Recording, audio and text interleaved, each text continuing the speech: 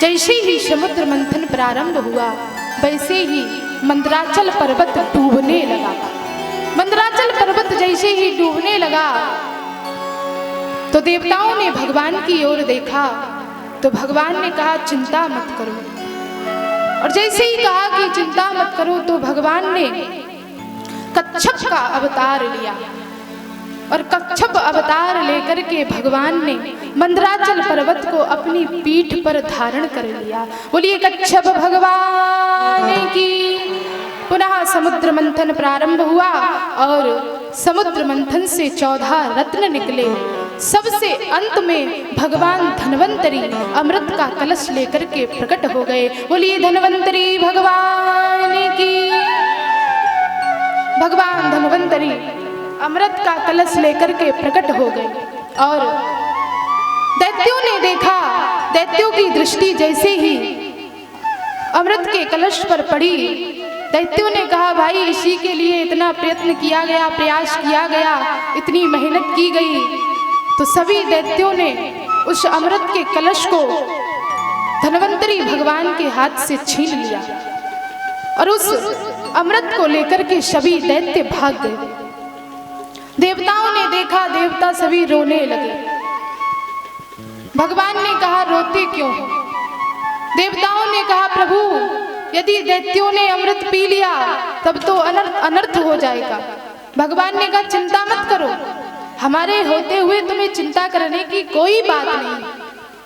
तब भगवान ने मोहिनी का अवतार लिया और मोहिनी रूप बना करके भगवान हाथ में कमल का पुष्प लेकर के कमल क्रीड़ा करते हुए चल दिए। कहाँ? जहां सभी दैत्य बैठ करके झगड़ा कर रहे थे। इनके पास में अमृत है।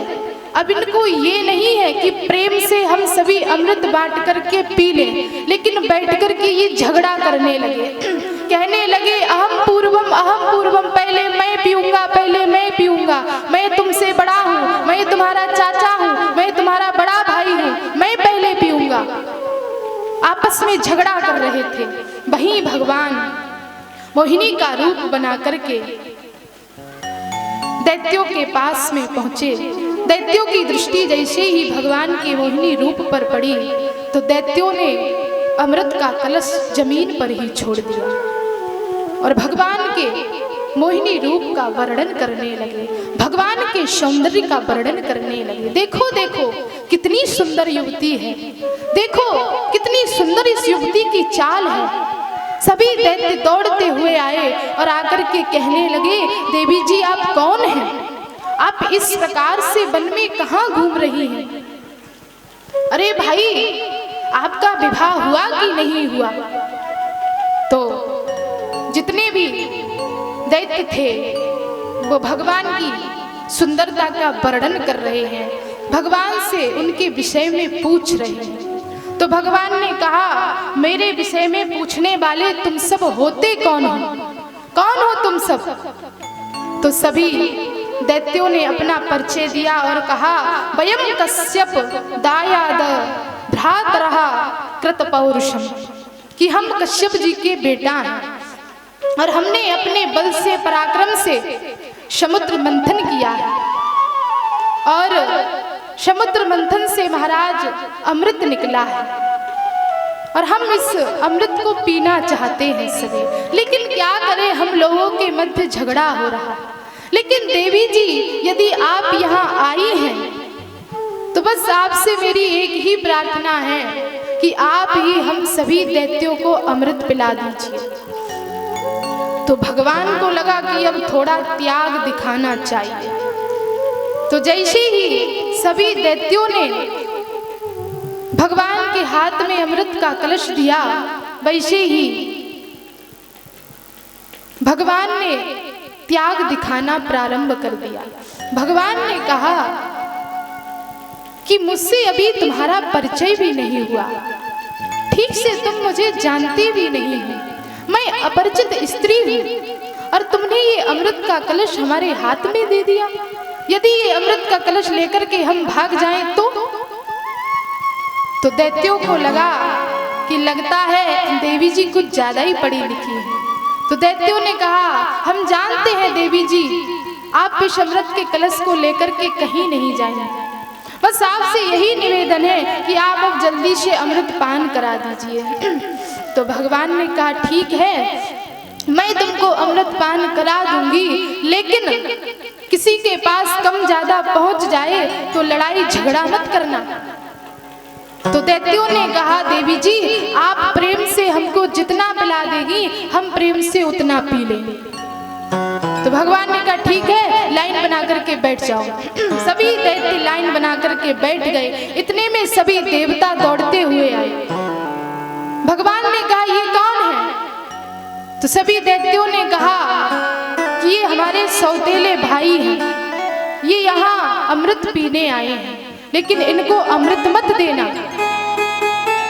तो भगवान ने सोचा इनको अमृत पिलाने के चक्कर में ही तो स्त्री का रूप धारण किया है, और तुम कहते हो कि इनको अमृत मत देना। तो भगवान ने दैत्यों के सामने जैसे ही घड़े में झांक करके देखा और दैत्यों से कहा कि अरे भाई, इसमें जो ऊपर ऊपर है ना वो पानी पानी है, और भीतर घड़े में प्योर अमृत है। और हम चाहते हैं कि ये जो ऊपर पानी पानी है ये तुम्हारे ये सौतेले भाई सभी देवता हैं, इनको पिला दो, और नीचे जो प्योर अमृत है वो तुम सभी दैत्यों को पिला दो। तो दैत्यों को लगने लगा कि भाई देवी जी पढ़ी लिखी हैं, अपनी बुद्धि के अनुसार निर्णय उचित ही करेंगे। तो दैत्य सभी मान गए, कहने लगे ठीक है। तो भगवान ने देवताओं को इशारा किया कि लाइन बना करके सभी बैठ जाओ। सभी देवता लाइन बना करके बैठ गए, और भगवान देवताओं को अमृत पान कराने लगे। भगवान एक एक करके सभी देवताओं को अमृत पान करा रहे हैं, और दैत्यों की तरफ भगवान मुस्कुरा रहे हैं, और दैत्य भगवान की मुस्कान पर लट्टू बने पड़े, भगवान के सौंदर्य के वर्णन में लगे हुए हैं। लेकिन दैत्यों में एक दैत्य स्वरभानु नाम का था, उसको लगा कि कुछ ना कुछ गड़बड़ है।